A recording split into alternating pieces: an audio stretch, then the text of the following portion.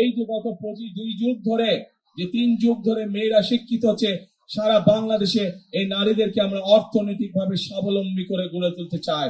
এবং এই জন্য সমগ্র বাংলাদেশে আমরা মায়েদের কাছে, প্রত্যেকটি ঘরের গৃহিণীর কাছে আমরা ফ্যামিলি কার্ড পৌঁছে দিতে চাই। উপস্থিত এলাকাবাসী, উপস্থিত মা বোনেরা, ভাই বোনেরা এবং আমার দলীয় সহকর্মীবৃন্দ, আসসালামু আলাইকুম। আসসালামু আলাইকুম। কেমন আছেন আপনারা সবাই? আলহামদুলিল্লাহ। প্রিয় ভাই বোনেরা, সময় কম, একটু পরে মাগরিবের আজান দেবে। আমি সংক্ষেপে আপনাদের সামনে দুটো কথা বলি।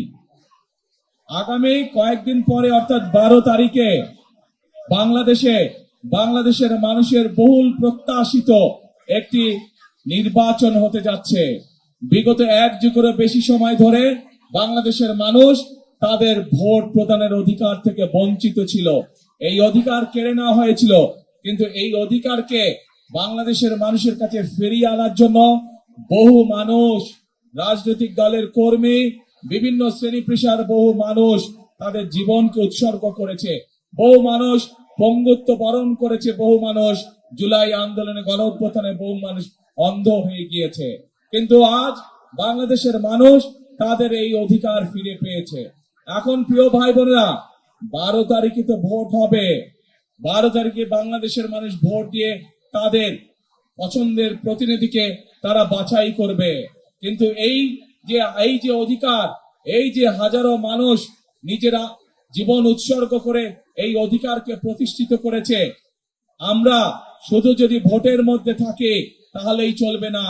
এই 12 তারিখের নির্বাচন হতে হবে দেশ পুনর্গঠনের নির্বাচন, দেশ গঠনের নির্বাচন, মানুষের ভাগ্যের পরিবর্তনের নির্বাচন হতে হবে। এটি দেশের ভাগ্যের পরিবর্তনের নির্বাচন হতে হবে। প্রিয় ভাই বোনেরা, নিশ্চয়ই আপনারা গত 2 দিন আগে দেখেছেন যে বাংলাদেশ জাতীয়তাবাদী দল বিএনপি দলের পক্ষ থেকে আমরা এই দেশের নারী বা মা বোনদের জন্য কি করতে চাই আমরা উল্লেখ করেছি। আপনারা নিশ্চয়ই দেখেছেন যে আমাদের দলের ম্যানিফেস্টোতে আমরা উল্লেখ করেছি আমরা এই দেশের ছাত্র সমাজের জন্য কি করতে চাই। আমরা আমাদের ম্যানিফেস্টোতে উল্লেখ করেছি যে আমরা কিভাবে বাংলাদেশের লক্ষ কোটি যে বেকার আছে সেই বেকারদের কর্মসংস্থান ব্যবস্থা করতে চাই। আমরা উল্লেখ করেছি কিভাবে আমরা আমাদের দেশের মানুষের কাছে স্বাস্থ্য সেবা পৌঁছে দিতে চাই। প্রিয় ভাই বোনেরা, এই পরিকল্পনাগুলোকে যদি সফল করতে হয় তাহলে আজকে ধানের শীষের পক্ষে আমি আপনাদের কাছে ভোট চাই। আজ এই নির্বাচনী জনসভায় আমি হয়তো আমার রাজনৈতিক প্রতিপক্ষ সম্পর্কে আপনাদের সামনে অনেক কথা বলতে পারতাম, কিন্তু আমি সেই বিতর্ক, সেই সব কথায় যেতে চাই না। সুযোগ পেয়েছেন, উনি চেষ্টা করেছেন দেশের নারীদেরকে শিক্ষা ব্যবস্থা ফ্রি করে দিতে, এবং সেই জন্যই এই দেশে বাংলাদেশে আমাদের মেয়েরা ক্লাস 1 থেকে শুরু করে ক্লাস 12 পর্যন্ত তাদের শিক্ষা ব্যবস্থা ফ্রি হয়েছে। প্রিয় ভাই বোনেরা, আমরা এবার ইনশাআল্লাহ আপনাদের দোয়ায়, আল্লাহর রহমতে, আপনাদের সহযোগিতায়, আল্লাহর রহমতে বিএনপি সরকার গঠন করলে আমরা এই যে গত 2 যুগ ধরে যে 3 যুগ ধরে মেয়েরা শিক্ষিত হচ্ছে সারা বাংলাদেশে, এই নারীদেরকে আমরা অর্থনৈতিকভাবে স্বাবলম্বী করে গড়ে তুলতে চাই। এবং এই জন্য সমগ্র বাংলাদেশে আমরা মায়েদের কাছে, প্রত্যেকটি ঘরের গৃহিণীর কাছে আমরা ফ্যামিলি কার্ড পৌঁছে দিতে চাই, যেই ফ্যামিলি কার্ডের মাধ্যমে সরকারের পক্ষ থেকে তাদেরকে সহযোগিতা করা হবে। এবং সেই সহযোগিতার মাধ্যমে ধীরে ধীরে বাংলাদেশের প্রত্যেকটি খেতে খাওয়া মানুষ, প্রত্যেকটি খেতে খাওয়া নারী, প্রত্যেকটি খেতে খাওয়া পরিবার ধীরে ধীরে স্বাবলম্বী হয়ে গড়ে উঠবে। প্রিয় ভাই বোনেরা, এই এলাকায় যেরকম বহু শিক্ষিত নারী পুরুষ আছে যারা বেকার হয়ে বসে আছে, তাদের হাতে শিক্ষার আলো আছে কিন্তু বেকার হয়ে বসে আছে, ঠিক একইভাবে সমগ্র বাংলাদেশে এই সমস্যা রয়েছে।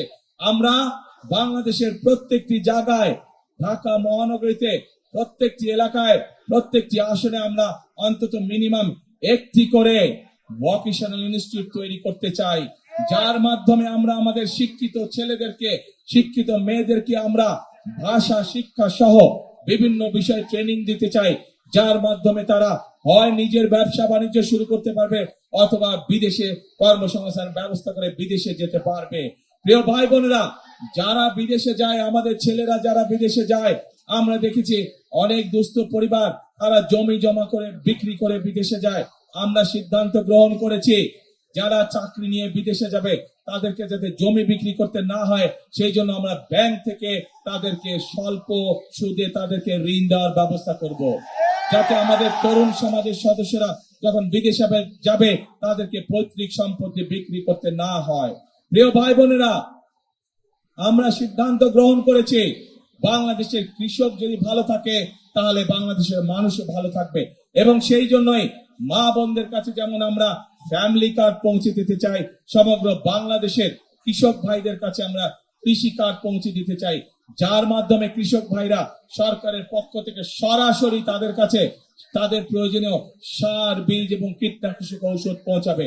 শুধু তাই নয়, আপনারা যারা ঢাকা 15 অধিবাসী, আপনাদের আত্মীয় স্বজন পরিবারের অনেক সদস্য আছে যারা গ্রামে বাস করে এবং কৃষি কাজ করে, আছে না এরকম? প্রায় প্রত্যেকটি মানুষের আছে এরকম।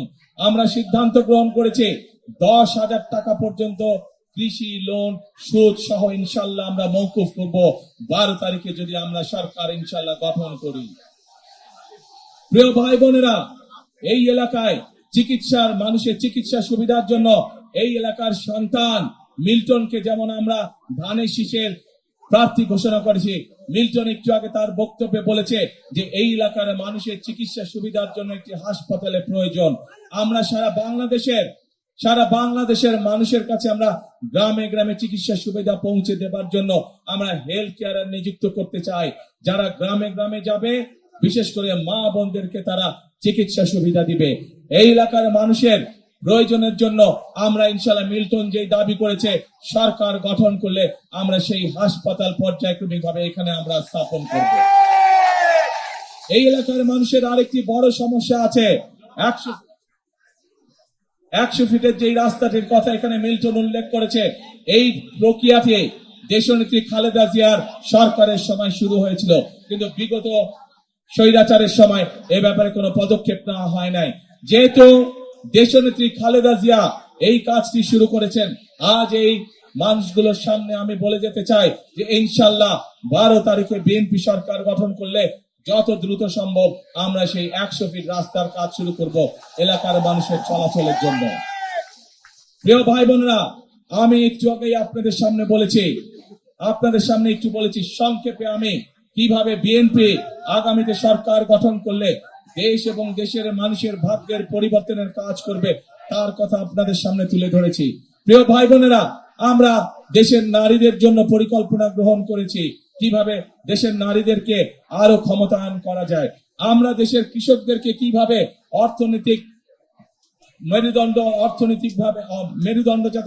মেরুদণ্ড শক্তিশালী করা যায় সেই পরিকল্পনা গ্রহণ করেছি। দেশের মানুষের স্বাস্থ্য সেবা কিভাবে পৌঁছে দিতে পারবো সেই পরিকল্পনা গ্রহণ করেছি। দেশের তরুণ যুবক সমাজের সদস্য যারা ছেলে হোক মেয়ে হোক কিভাবে তাদের কর্মসংস্থানের ব্যবস্থা করব, আইটি সহ ভোকেশনাল সহ বিভিন্ন টেকনিক্যাল ইনস্টিটিউশন গঠনের মাধ্যমে সেই পরিকল্পনা আপনাদের সামনে তুলে ধরেছি।